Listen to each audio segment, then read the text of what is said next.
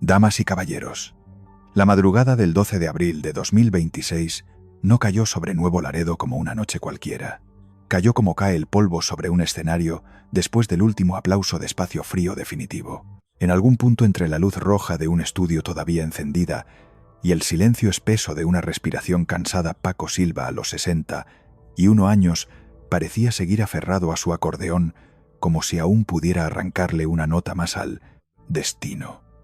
Pero el cuerpo ya no obedecía con la misma lealtad. Después de 2 décadas marcadas por la diabetes y por ese desgaste cruel que le fue robando fuerza a los nervios y firmeza a las piernas, el ídolo que hizo bailar a generaciones enteras empezó a parecerse a una sombra de sí mismo. Y sin embargo seguía ahí, seguía intentando, seguía peleando. ¿Qué vio Paco en esos últimos minutos de oscuridad? ¿Qué proyecto importante quedó suspendido justo antes del amanecer? ¿Y por qué la voz que convirtió los caminos de la vida en una herida colectiva terminó apagándose cuando todavía parecía tener algo urgente que decir? Damas y caballeros, si la madrugada anterior nos mostró a un hombre al borde del silencio, hubo un tiempo en que Paco Silva era exactamente lo contrario, un estallido de vida imposible de contener. A finales de los años 80 y durante toda la década de los 90, su nombre dejó de ser el de un músico más para convertirse en una referencia obligada dentro de la música tropical en México. La decisión de abandonar Ronda Bogotá no fue solo un cambio de rumbo, fue una ruptura, casi un acto de fe. De esa ruptura nació La Tropa Colombiana, un proyecto que no tardó en crecer hasta convertirse en un fenómeno que cruzaba ciudades, ferias y generaciones enteras. Y entonces llegó 1993. Los caminos de la vida no fue simplemente una canción, fue un espejo donde millones se vieron reflejados. En cada acorde había nostalgia, en cada verso una verdad que dolía. El público no solo lo escuchaba, lo sentía, lo hacía suyo. Paco Silva dejó de ser un artista para convertirse en una especie de voz colectiva, en el padre de un sonido que marcó una época. Pero incluso en medio de ese clamor, cuando los escenarios se llenaban y los aplausos parecían interminables, algo más comenzaba a gestarse en silencio. Porque mientras el mundo celebraba su música, el cuerpo y el alma de Paco empezaban lentamente a pagar el precio de sostener una leyenda. Damas y caballeros, antes de los escenarios iluminados y de las multitudes que coreaban su nombre, hubo una tarde cualquiera en Monterrey, a finales de los años 60, cuando el sol caía lento sobre las calles de la colonia Independencia. Un niño aprendía demasiado pronto lo que significaba quedarse solo. Paco Silva tenía apenas 4 años cuando sus padres tomaron caminos distintos, y en ese instante, en medio de una casa que empezaba a sentirse más grande y más vacía, algo dentro de él se quebró sin hacer ruido. No hubo despedidas largas ni explicaciones profundas, solo puertas que se cerraban y un silencio que se instalaba para quedarse. Por las noches, según recuerdan quienes lo vieron crecer, la luz amarilla de un foco colgante iluminaba apenas la habitación donde Paco miraba al techo, sin entender por qué el mundo había cambiado tan rápido. Y luego vino la necesidad. Hacia principios de los años 70, cuando Monterrey aún conservaba ese ritmo áspero de ciudad industrial en expansión, el niño que apenas debía estar en la escuela empezó a aparecer en cantinas del centro, en pequeños eventos de barrio, en esquinas, donde la música era más una moneda que un arte. Tenía 6 años. Se subía a improvisados escenarios de madera, a veces al caer la tarde, a veces ya entrada la noche, mientras el ruido de vasos y conversaciones ahogaba su voz. Pero él seguía cantando, no porque soñara con ser famoso, sino porque cada canción significaba la posibilidad de llevar algo de comida a casa. En ese proceso, sin darse cuenta, dejó de vivir una infancia normal. Aprendió a leer las miradas de los adultos, a soportar el rechazo, a insistir incluso cuando nadie parecía escuchar. Y así, entre el olor a alcohol de las cantinas y el polvo de las calles, la música se convirtió en su única forma de llenar un vacío que no tenía nombre. Con los años, ese vacío no desapareció, solo se hizo más sofisticado, más difícil de detectar. Porque mientras el mundo veía a un artista en ascenso dentro de él, seguía viviendo ese niño que una tarde en Monterrey entendió que el amor podía irse sin avisar. Y quizás desde ese momento, Paco Silva empezó a cantar no para el público, sino para no sentirse completamente solo. Damas y caballeros, hubo un tiempo especialmente entre finales de los años 80 y mediados de los 90, en que mencionar el nombre de Paco Silva era suficiente para llenar una plaza, detener una fiesta o encender una noche entera. En ciudades como Monterrey, Reynosa o incluso en ferias de Tamaulipas, bastaba con que sonaran los primeros acordes de su acordeón para que el público se levantara como si respondiera a una señal invisible. Sobre el escenario, bajo luces intensas que casi cegaban, Paco no parecía un hombre cansado ni herido. Parecía invencible. Su voz firme y melancólica al mismo tiempo guiaba a miles que encontraban en sus canciones un refugio para sus propias historias. Pero esa imagen, tan poderosa como frágil, terminaba justo donde apagaban los reflectores. Detrás del telón, en camerinos pequeños con espejos rodeados de focos blancos, la realidad era otra. A veces era de madrugada, otras apenas pasada la medianoche, cuando el ruido del público quedaba atrás, y lo único que se escuchaba era el zumbido de un ventilador viejo o el eco lejano de los técnicos desmontando el escenario. Allí, sentado en una silla metálica, Paco Silva dejaba caer los hombros como si cargara un peso invisible. Las giras no daban tregua. Un día en Nuevo León, al siguiente en Veracruz, luego otra vez de regreso al norte. El cuerpo empezaba a resentirlo, pero más aún la mente, porque mantenerse en la cima no era solo cuestión de talento, sino de resistencia. Y cada noche exigía lo mismo, la misma energía, la misma emoción, la misma perfección. La prensa lo elevaba como un símbolo, el público lo abrazaba como un ídolo, pero pocos entendían lo que pasaba cuando se quedaba solo. Desde 1988, tras la muerte de su padre, algo se había instalado dentro de él como una ausencia permanente. En medio del éxito, ese recuerdo aparecía sin aviso, especialmente en las noches largas de hotel, cuando el silencio se volvía demasiado pesado. Algunos cercanos dirían después que Paco tenía una forma extraña de lidiar con esa soledad. Se quedaba mirando su acordeón durante minutos, como si esperara que el instrumento le devolviera algo más que música, como si buscara una respuesta que nunca llegó. Y así, mientras el mundo veía a un artista en la cima de su carrera, dentro de él comenzaba a crecer una desconexión difícil de explicar, porque cuanto más grande era el aplauso, más evidente se volvía el vacío cuando todo terminaba. La fama le dio un lugar en la historia, pero también le arrebató la posibilidad de detenerse. Y quizás sin que nadie lo notara del todo en ese momento, Paco Silva ya estaba empezando a perder algo que ningún escenario podía devolverle, algo que ni siquiera él mismo sabía cómo recuperar. Damas y caballeros, hay momentos en la vida de un artista en los que el escenario deja de ser un lugar de gloria para convertirse en un campo de resistencia. Para Paco Silva, esos momentos comenzaron a hacerse más frecuentes a partir de la década de 2010, cuando la diabetes, silenciosa pero implacable, empezó a cobrar cada deuda acumulada con el paso de los años. No fue un colapso inmediato, sino un desgaste lento, casi imperceptible al principio. Un temblor ligero en las manos. Una fatiga que no desaparecía con el descanso.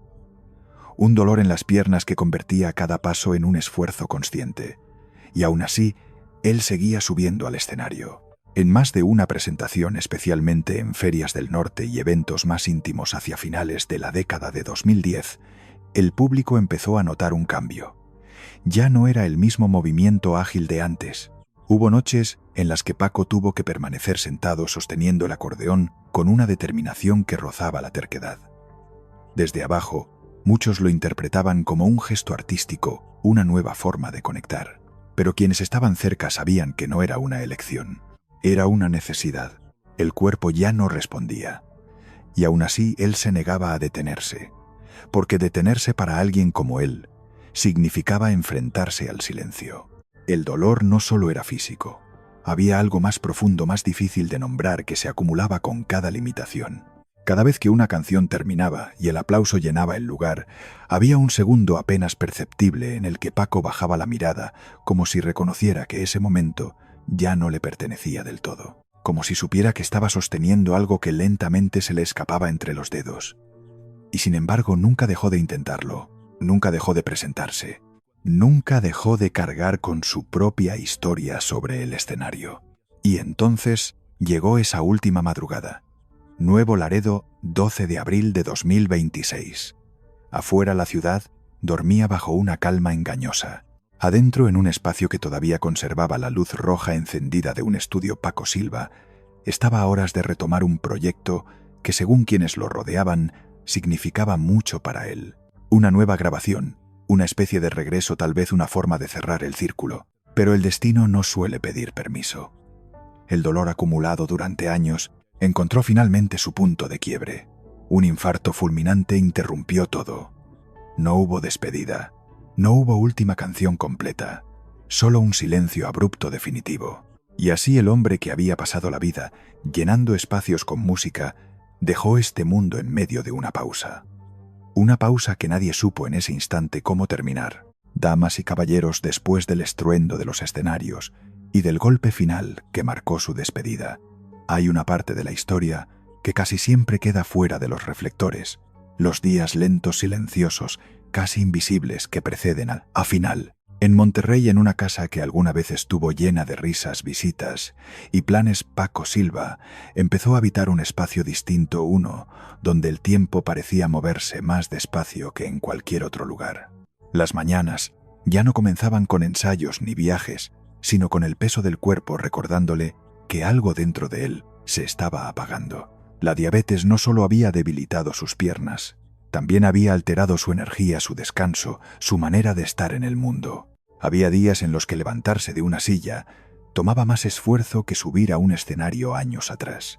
Por las tardes, cuando la luz entraba de lado por las ventanas, dibujando sombras largas sobre el suelo, Paco solía quedarse en silencio con el acordeón cerca, pero sin tocarlo. No era falta de ganas, era otra cosa. Una especie de distancia que se había instalado entre él y aquello que había sido su refugio durante toda la vida.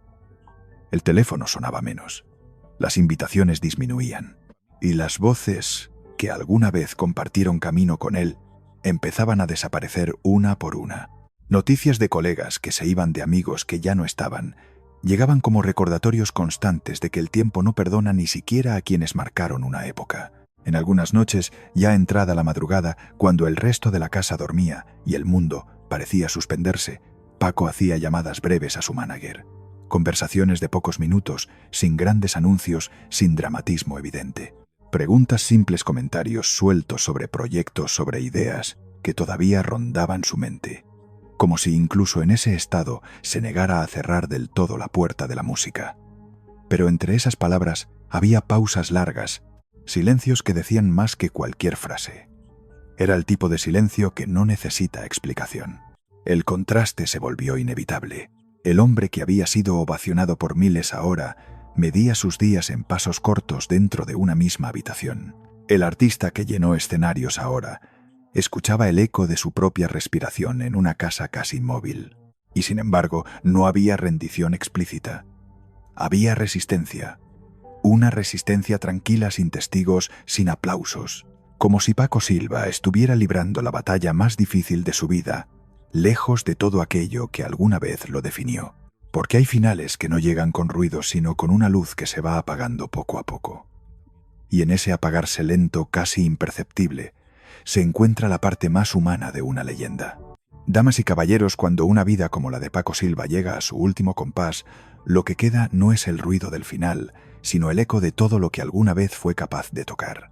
Porque hay artistas que no desaparecen cuando se apagan las luces, sino que se transforman en algo más difícil de definir, una presencia que sigue habitando en cada nota, en cada recuerdo, en cada historia, que alguien decide volver a escuchar. Y en el caso de Paco, esa presencia tiene una forma muy clara. Tiene el sonido de un acordeón que ya no necesita estar en sus manos para seguir vivo. Los caminos de la vida no son como yo pensaba. Durante años, esa frase fue cantada como una verdad compartida, como una confesión colectiva que millones hicieron suya, sin preguntarse de dónde venía realmente. Pero con el paso del tiempo, y especialmente después de su partida, esa línea empezó a adquirir otro peso. Ya no era solo una canción. Era, en muchos sentidos, una declaración involuntaria de todo lo que Paco Silva había vivido.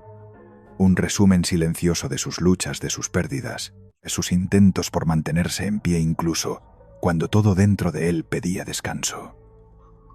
como si sin saberlo hubiera dejado su propia despedida escondida entre acordes. En Monterrey y en Tamaulipas, en cada rincón donde su música alguna vez sonó el nombre de Paco, no se pronuncia con tristeza absoluta, sino con una mezcla extraña de dolor y gratitud. Porque su legado no está construido únicamente sobre éxitos o escenarios llenos, sino sobre la capacidad de haber acompañado a otros en sus propios caminos difíciles. Las nuevas generaciones, incluso aquellas que no vivieron su época de mayor esplendor, siguen encontrando en sus canciones una forma de entender emociones que no cambian con el tiempo. Y quizás ahí reside la verdadera permanencia, no en la fama, sino en la conexión. Algunos hablarán de cifras de años de discografías. Otros recordarán momentos específicos, noches concretas, canciones que marcaron etapas. Pero hay algo que queda más allá de todo eso, algo que no puede medirse ni explicarse del todo. Es ese instante en el que una melodía suya vuelve a sonar, y por un segundo parece que nada ha terminado realmente. Y entonces queda la imagen final. Un acordeón apoyado en silencio bajo una luz que ya no busca iluminar a nadie mientras el aire parece guardar las últimas notas que alguna vez lo hicieron vibrar. No hay aplausos, no hay despedida formal, solo una pregunta que se queda flotando como esas canciones, que nunca terminan de irse si los caminos de la vida nunca fueron como él pensaba. Entonces, ¿realmente alguno de nosotros está preparado para entender hacia dónde nos llevan?